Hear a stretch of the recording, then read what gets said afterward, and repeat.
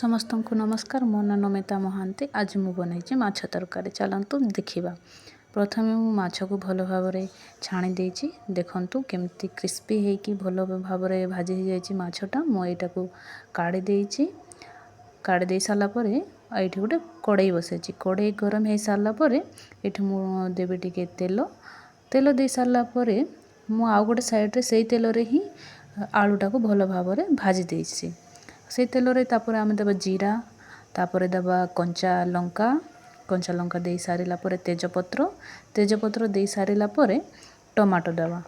ମୋ ପାଖରେ ପିଆଜ ନଥିଲା, ଆଜି ସରିଯାଇଥିଲା, ତ ମୁଁ ସେଇଥିପାଇଁ ଖାଲି ଟମାଟୋ ହିଁ ଦେଇଛି।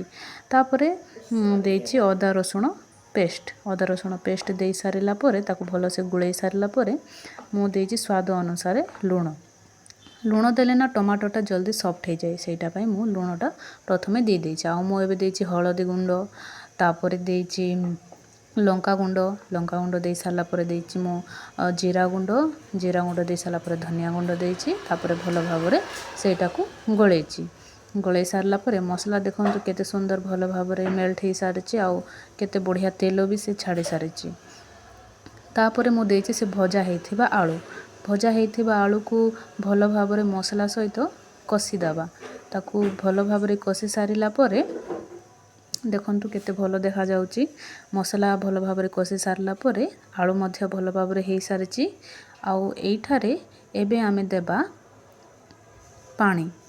ପାଣି ଦେଇକି ଆମେ ଏଇଟାକୁ 5-10 ମିନିଟ୍ ରଖିଦେବା। 5-10 ମିନିଟ୍ ରଖି ସାରିଲା ପରେ ସେଇଟା ଫୁଟିଗଲେ ମୁଁ ଦେଖ ଏଇଠି ମାଛ ପକାଇ ଦେଇଛି। ତାହିଁରେ ମାଛ ପକାଇ ଦେଇ ସାରିଲା ପରେ ମୁଁ ଦେଇଛି କଟା ଧନିଆ ପତ୍ର ଦେଇକି ଏଇଟା ହେଉଛି ମୋର ସିକ୍ରେଟ୍ ମସଲା, ଗରମ ମସଲା। ଏଇଟା ମୁଁ ଘରେ ନିଜେ ବନାଏ। ଆର ଟେଷ୍ଟ ବହୁତ ଭଲ ବି ଲାଗେ, ଖାଇବା ପାଇଁ ସ୍ୱାଦିଷ୍ଟ ଲାଗେ, ଆଉ ତା'ର